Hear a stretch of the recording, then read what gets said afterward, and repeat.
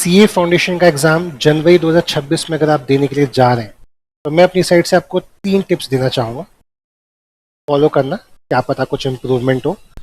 Tip number 1, जिस दिन आप अकाउंट्स का पेपर देके आएंगे, ठीक है, उस दिन शाम को बैठ के आप कोशिश करना कि आप एटलीस्ट 40 मार्क्स का पेपर रिवाइज कर सको। बहुत सारे बच्चे जब अकाउंट्स का पेपर देके शाम को आते हैं तो इंडियन कॉन्ट्रैक्ट एक्ट उठा लेते हैं। आपको समझना पड़ेगा, इंडियन कॉन्ट्रैक्ट एक्ट 32 मार्क्स का आता है, जबकि companies act, partnership act, LLP, ये तीनों मिला के 45 मार्क्स के आ जाते हैं। अगर आप सोगा नेगोशिएबल पढ़ेंगे तो ये दोनों मिला के मोटा मोटा 30 मार्क्स का आ जाता है।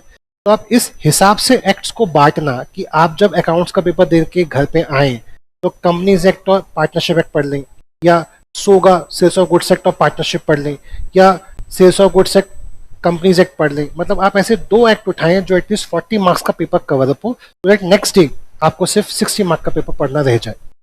टिप नंबर 2, एग्जाम में आप जब भी कोई कॉपी में आंसर लिखें तो अपने कीवर्ड्स को हाईलाइट जरूर करें। ये क्लास में भी पता है, आपको पता भी है, लेकिन बहुत सारे बच्चे एग्जाम में हाईलाइट करके आते नहीं है। तो एंड में फिर से एक रिकॉल करा रहा हूँ कि जो कीवर्ड्स हैं, सेक्शन हो गया या की हेडिंग्स हो गई, प्लीज उसको, या कंक्लूजन हो गया, valid, not valid, yes, no, इन कीवर्ड्स को प्लीज हाईलाइट जरूर करके आना। And tip number 3, please please ज्यादा से ज्यादा क्वेश्चंस को पढ़ने की कोशिश करना। आप सिर्फ कॉन्सेप्ट पढ़ते रह जाते हो। आज के टाइम पे आई से थोड़ा स्मार्ट हो गया है, वो थोड़े गेम प्लान करता है, वो आपसे एप्लीकेशन बेस्ड जो क्वेश्चंस पूछता है, वहां पे बच्चा जो रट्टू तोता वाला है वो फेल हो जाता है।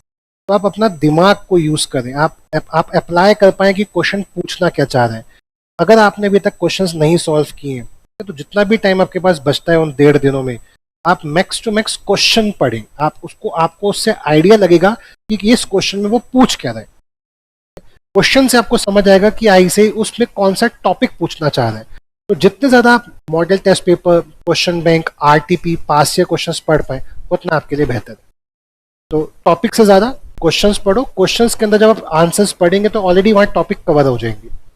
All the very best, go for it.